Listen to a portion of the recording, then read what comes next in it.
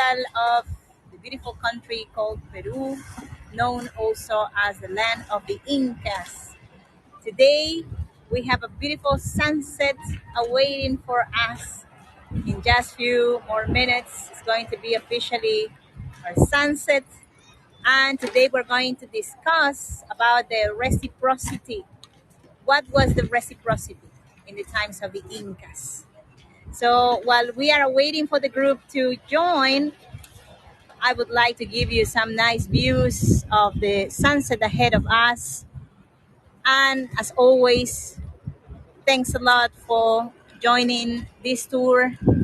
I'm your guide in Lima, Peru, for another sunset and another story connected with the Incas and the ancient societies of Peru. So we have a beautiful sunset ahead, and I would like also to start saying hi to the people joining. We have about a 1.5 minute to begin officially the tour. Hola Marianne, hola Natalie, amiga, hello, thanks for coming. Hola Terry, hola Dundi, hello. Gracias Marianne. Isn't it gorgeous, this sunset? Hola Mindy, hello. Nina, hola.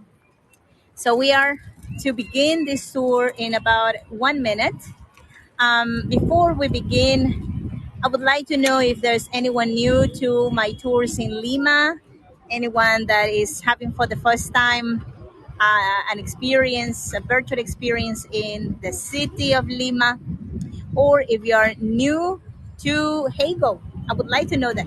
Marianne, oh, you're new. Well, thanks a lot for coming to Lima. Thanks a lot for visiting me here virtually. Hago is a beautiful, happy place where we can travel everywhere around the world, learn different type of experiences like historic talks. We have city tours. We have actually we have some classes. I do, for example, an Spanish class. If you wanna learn Spanish, don't miss out my upcoming events. And if you know Spanish, there you can practice with me a little bit of Spanish. Oh, gracias, Marianne. Gracias. In some more seconds, we are about to begin the tour. So in few seconds, we will start. Hola, Helen. Thanks for joining. Hola. Muchas gracias. Thanks for your visit. Hola, Audrey. Hello, David. So I would like now to begin with this tour. Before we do that, I will turn the camera to say first hi to you all. By the way, this is my husband, Marek. Hello. And me. Thanks a lot for visiting me once again here in Lima, Peru. My name is Vanessa Vasquez. I am your Lima City tour guide. I have the pleasure of showing you different places in my beloved city. I am a Limeña, and also Limeña means born in Lima, and also a tour guide, a licensed tour guide. So today, while we see this beautiful sunset that is just in front of us, I'm going to be discussing with you, talking about the reciprocity in the pre-Hispanic times. What was the reciprocity?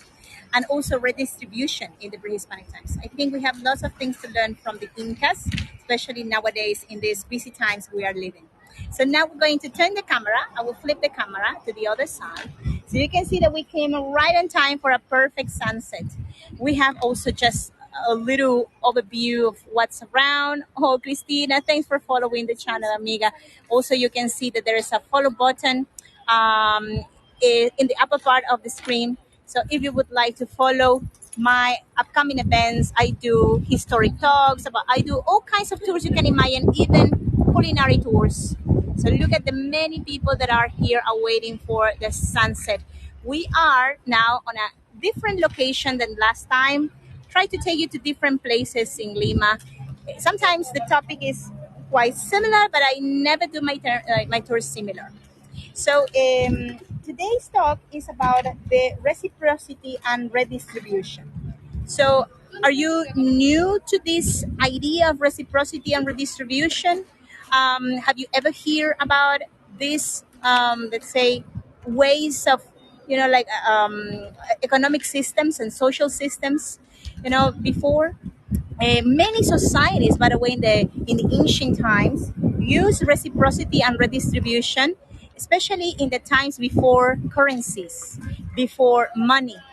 And when the Spanish conquistadors came, they realized that in this part of the world, in the Incan society, and the pre-Incan societies as well, they had the same system. We didn't use currency. We didn't use money. Hmm? Hola, Panos. Hello. Thanks for coming, amigo. Oh, yes, the view is gorgeous today. We are very lucky. And by the way, Lima's usually, like the sky of Lima is usually very foggy. But I think today the sun wanted to give us, the mother ocean and the father sun wanted to give us a beautiful sunset, a relaxing sunset. So I hope wherever you are in the world, you're enjoying, this beautiful warmth that is coming from the sun. The Incas call it Inti. The moon was the Kia. I don't see the Kia yet. Maybe we'll see her somewhere in a moment. And the ocean was the Mama Cocha, Mother Cocha. So um, we're going to talk about the reciprocity and redistribution today. Reciprocity is a very important way to understand the economic activities of the pre-Hispanic times and the economic organization of the pre-Hispanic times. By the way, if you have a question, I really love that you take the chat zone and converse and like a comment. If you have a question to me and if you see the chat is very active, sometimes I get lost with the questions. So please use a cue at the beginning if it's a question for me. Just in case if it's active the chat, I don't lose the questions also. Sorry. So now I would like to tell you a bit more about these ideas. No? So both principles were regulated by the Inca and pre-Inca societies, especially by the rulers of those societies back in the pre-Hispanic times. And these ideas were related with the social life and the economic life, right? Because remember that there was no currency. So it was necessary to have a system that will ensure that the people of the community will be good to each other, right? But there is no money to pay for the favors. So you need to be good to others. So in that way, when you have the needs of something, people will come back to you and will help you. One of the examples I can give you to make this idea more easy, more simple, is, for example, when you have a birthday, right? It's your birthday, and someone comes with a beautiful big present, like a present, like I don't know, like a car, for example. Someone gives you as a present a car, right? So, okay, you will receive the present. You cannot say no to the present, or usually you will not say no to a present. But next time, when that person that gave you the car, is his or her present, oh sorry, birthday, you would like to give this person a nice present, or you will not come with, I don't know, a perfume, right? So the idea of reciprocity in nowadays is pretty much that, right? So you have to return as much as you have given, and sorry, you've been given, and vice versa, right? So reciprocity consists in the mutual exchange of goods or services between members of a community or between communities. But in the pre-Hispanic times, the idea of a community, varies. There were different levels of community. The most important community in the ancient times was what we call the IU. To give you an idea of this, let's say, system, this organization, I am sharing with you a picture. Okay, so there you can see the words Ayu, the word Curaca, and the word Inca, right? So Ayu is sort of like could be an extended family. So an Ayu is not exactly a family; it's an extended family. So usually we think in a family as a nuclear family: mom, dad, children. But in the pre-Hispanic times, that concept really didn't exist because you belong to an IU, right?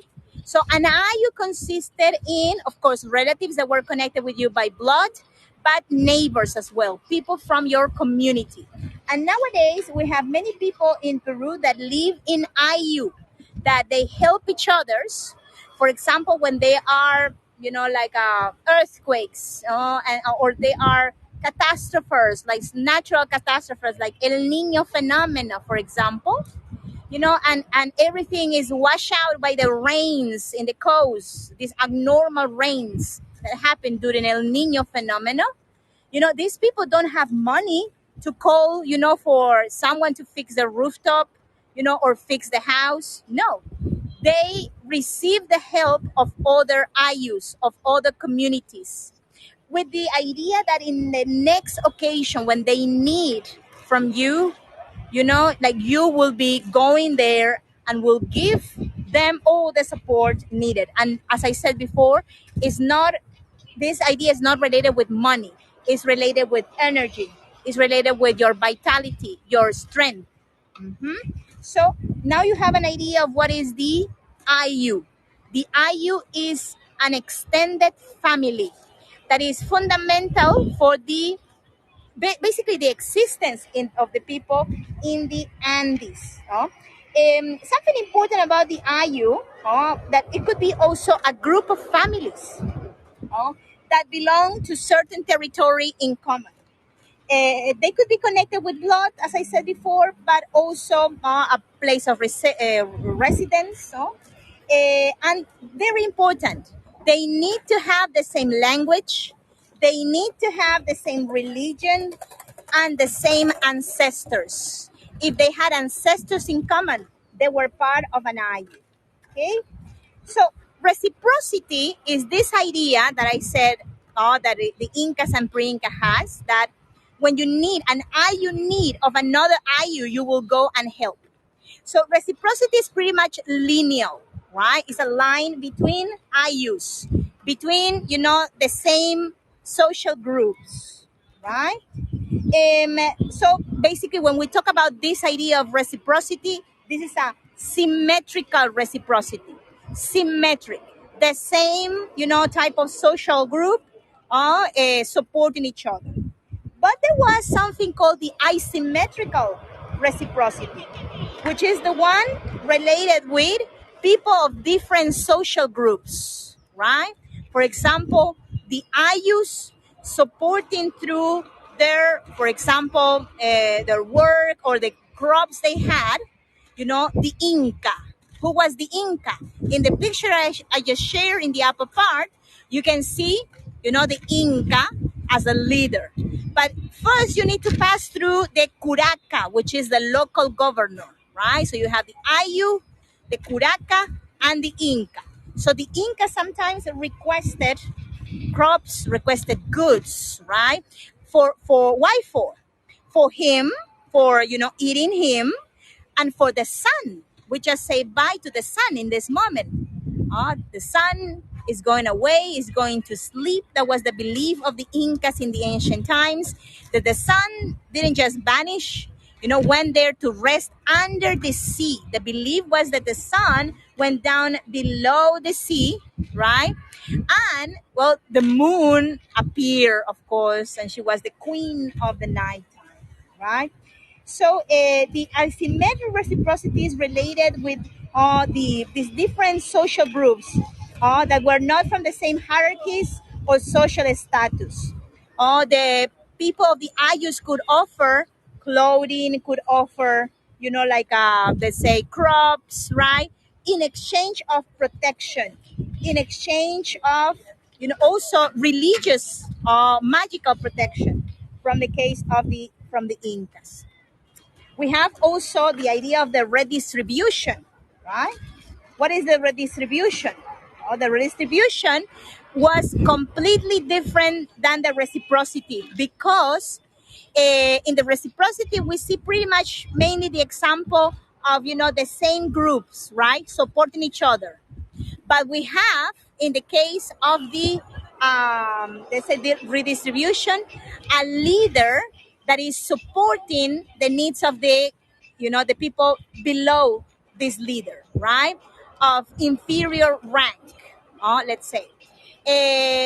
For example, I mentioned the phenomena like El Nino phenomena, for example, and when we have these catastrophes, and these catastrophes sometimes can lead to not having any crops, to having a soil not, let's say, producing anything for a long period of time. Like sometimes the Nino phenomenon could last for years. So in those occasions, the leader will use the products that were stored, because the leader will not eat everything. The leader will store part of the goods given, tributed to him, and later in times of need, he will give these things back to the people, right? So this is the importance of the redistribution. Hmm? By the way, hello to all the people joining to this event. We're talking about the times of the pre-Hispanic period with this beautiful frame of the sunset. And well, the idea, the concept of the redistribution and especially reciprocity, and how we can apply this to nowadays, to our life nowadays. So this is the last part of this event is going to be trying to think about that, how we can use this nowadays. And I have chosen, by the way, a location that is very, very pretty. We are in Miraflores, above the cliff of Miraflores. In the distance, we can see islands. We see San Lorenzo Island in the distance, and Fronton Island, which is this one over here, Fronton. We used to have a prison here, and this one is San Lorenzo, a big one. And they were considered deities by the pre-Hispanic people of Lima, because the people of the coast believed their origin was in the ocean, not really, like in the Andes, or they were not the children of the sun, like the Incas. They didn't consider themselves being the children of the sun. They believed the sun was important, an important deity, but they didn't consider that God to be the most important, because in the coast of Peru, you don't see the sun for more than 6 months a year. And that is because we have lots of humidity in the coast of Peru due to the Humboldt current. The Humboldt current is a cold current of water. And notice also how many people, even this late in the night, are washing themselves, are getting a bath here down in the cold water. And that is because that is our tradition. We like to go to the beach until late in water that is 14 degrees Celsius. So it's not really warm at all. But we love to go to the beach. We're used to that. Actually, I see some people here swimming. Um, Here we have like some few people. Um, well, I could have hypothermia if I go at that time, at this time in the night. And I think we can even zoom over here just to give you an idea that we have some more people that are swimming. We have people swimming here. We have people surfing also in this section, right?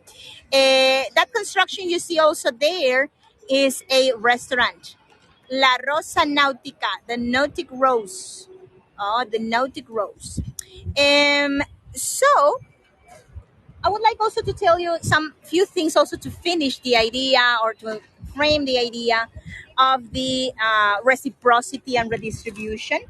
In the pre-Hispanic times, in the pre-Hispanic era, existed a work system that was very different to the one we nowadays use. um, the Incas didn't use any currency. Okay, so and it's amazing because the empire of the Inca was huge. It expanded in directions that pretty much like no other society in this territory was able to expand, and they were able to keep, like for about 70 years, that united empire. But unfortunately, well, when the Spanish conquistadors came, the conquest came, well, everything crumbled, everything was, changed. We don't know how longer they will be able to keep this empire like that. But this system didn't was not invented by the Incas, the redistribution and the reciprocity. This was something that was used, long enough to say that all the societies in Peru use it. right? So the Incas had a work system that was divided in three groups, right? The first work system was called Mita. Mita. Hola Marilu, thanks for coming, amiga.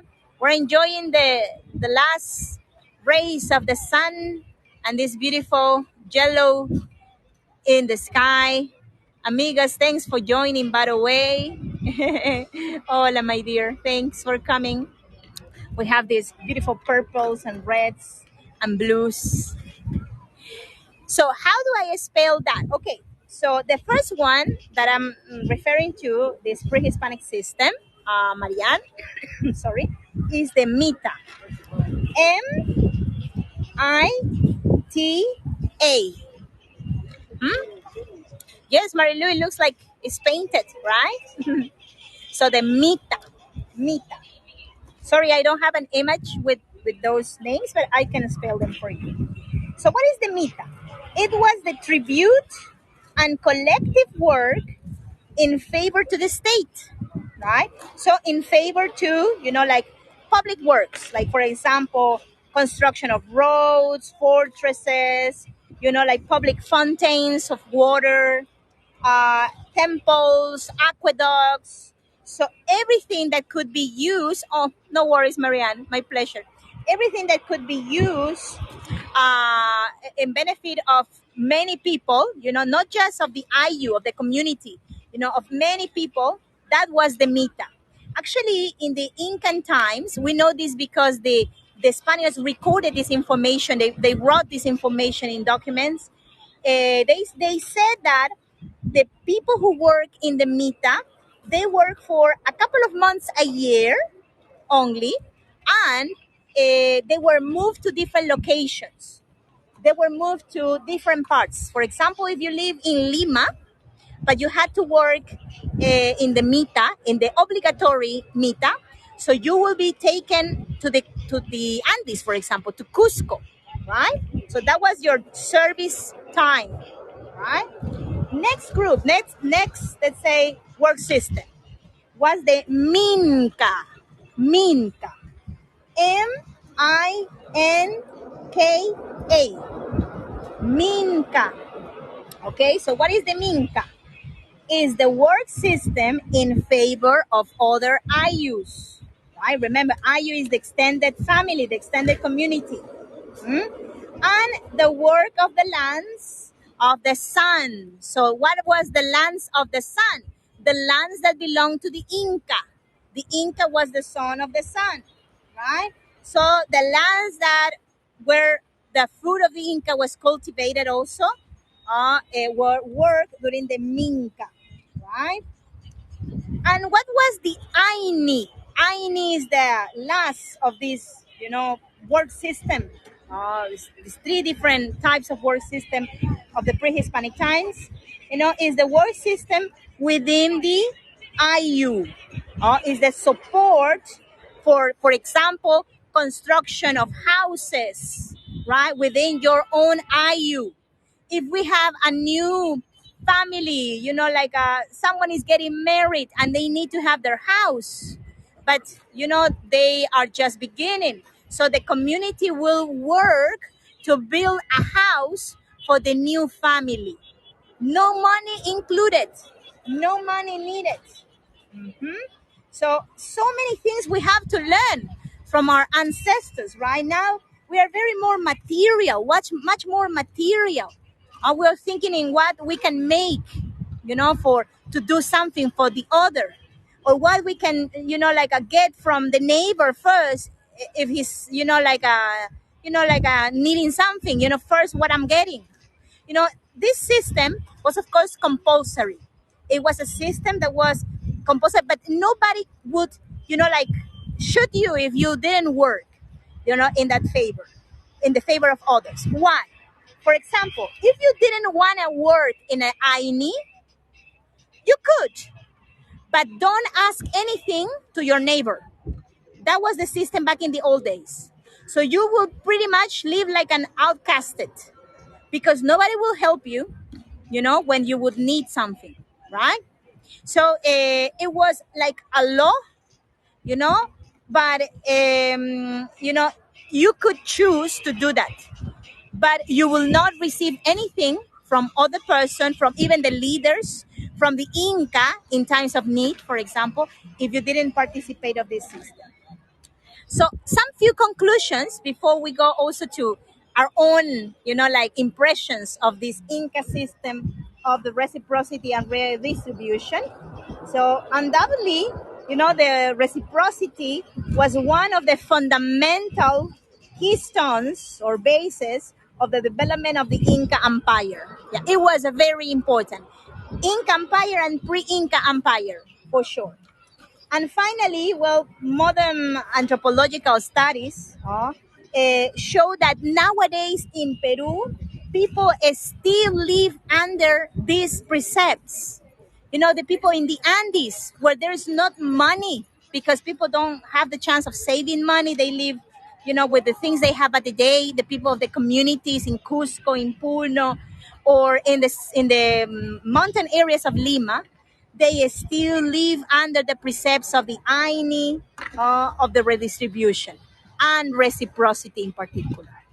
So I don't know if you have heard before about the reciprocity of the Incas, and these very interesting ways of, you know, like organizing cultures before. But I hope you were able to learn something today that was also, you know, like to enrich you, a way to enrich more your knowledge about Peru. Many of the people that are in this moment here in Lima, and I include myself, are children or grandchildren or great grandchildren of people from the Andes, from the mountains, from the rural locations in Peru. And although we are used to the new, let's say, economical system, right? To be very honest, all of us, even in the big city, understand the reciprocity. We understand that. We even sometimes we are, you know, like immediately, you know, like connected with the idea of reciprocity just from the simple act of, you know, helping someone we don't know, or when we see someone that is, you know, a little bit worried, we get close to this person and we ask, can we help you? Do you need something? You know, like just little acts. No, we are not indifferent to the needs of other people. And that's definitely because of our grannies, our great grannies, right? That had also bring these precepts into our lives. So I think I have some questions, or do I have a question? If there's any question, please let me know. I hope you like these type of chats, these talks that are giving us more awareness of how, you know, the pre-Hispanic, you know, ways used to be, and that's also possible thanks to archaeologists, anthropologists, and even the conquistadors, the accounts of the conquistadors help us also to understand, of course, like with the perspective of the conquistadors, of course, they had their beliefs, and many of the things they saw, they didn't consider them to be good, but they took notes on those things. And that's the reason how we have a very clear understanding now of how the pre-Hispanic time used to be. Also, oh, Natalie, I'm so happy you found it very interesting. Marianne, I'm so happy you're new to my channel. And thanks for also coming for the first time. If you were for the first time here in Lima with me, well, let me thank you very much for giving me the opportunity of showing you Lima and my country and the history of my country, and also this beautiful sunset that, you know, it seems that it was painted, you know, especially for you. Also, if you can use this system in your community, that would be lovely. Remember, it doesn't really involve money. No, it's more related with you know, sentiments and helping, and, you know, doing something for the other. I think it's beautiful, no, to keep these traditions alive everywhere around the world. Also, I would like to invite you to my next events. If you don't know which ones are my best next events, which are going to be great, by the way. Yes, trading, exactly, Rose. Exactly, exactly. But the trade system also, we call it, the reciprocity here. If you would like to know about my next events, I want to invite you all, Rose, Natalie, Barbara, everybody, please come to my next events. They are published on my Heygo channel. You can give me also a follow if you wish. In the upper part of the screen, you'll see a follow button. So you will be able to see my upcoming events and also get information about, my things I'm publishing, in Heygo. You can also follow my Facebook group where I post also recordings of some of my events. I have a YouTube channel also where you can see my Spanish classes, for example. To be honest, I don't repeat my tours. My tours are always different, and because I like to talk about different things in every tour. So please go there if you want to see something about like Spanish classes or more history talks. There you're going to find all of my events posted on my YouTube channel. You can see that on my Heygo profile. And also, if you have any recommendation of something you would like me to talk about, let me turn the camera now on this side. Hello, hello. So if you'd like me to talk about anything in particular, I don't know, like, for example, the ways how the Incas used to dress in the pre-Hispanic times, just send me a question. Comment. At the end, you have a chance also of commenting about the tour if you like it. That's also a good way to help me if you can comment about the tour. You can also leave there your suggestions on next tours that you would like me to organize for you all. How is the healthcare system there, Marianne? In Peru nowadays, for example, we have a healthcare system that in theory should be very good, in reality not so much. We have sort of like a universal healthcare system for poor people, for example. Of course, that if you are a middle class person, you can pay for your own private healthcare system. That would be very nice. But in the case of the one for the universal one, there are lots of lacks, like not enough doctors or medicines, so it gets complicated. Hmm. So, oh, thank you, Natalie. Thank you. I'll be doing lots of very, very nice new tours. I'm waiting for you next week because next week I have a tour about human sacrifice in pre-Hispanic Peru. So that's going to be really interesting. I promise. You're going to find it. I am preparing a very nice lecture about pre-Hispanic sacrifice and how it was done according to different societies. Sorry. So please come. You're going to find it really interesting, I promise. And many more tours are coming ahead. So if you would like to help this channel, you can also support with a tip. As you know, these are free tours, and we are not paid by Hego. We are paid with your generosity. So if you have the chance, I know not always is possible, but you can also do it through a tip, which is I'm activating a button that will help you. You can also donate even after I finish the tour, so don't need to do it right away. And you can become also my sponsor. That would be super wonderful because the sponsorship program is a system nowadays Hego has created for voyagers to support their favorite tour guides with a monthly fee of $10. So in that way, you can help me continue creating events, like unlimited. And in return, I am giving to my sponsors two private Zoom lessons of Spanish. So keep that in mind. Maybe you would like to practice with a nativa, a native Spanish speaker, Spanish. So that can be, I'm sure, very helpful. So, muchas gracias. Gracias, Andrea. Gracias, Helen. Thanks for helping me to continue creating tours for you all. So, well, take care, amigos. Muchas gracias. See you soon. Oh, Helen. Oh, please, I hope you can come again. Helen, thank you. So, muchas gracias, Marianne. Buenas noches. See you soon. Have a lovely rest of the evening. Take care. Bye bye. Ciao, ciao.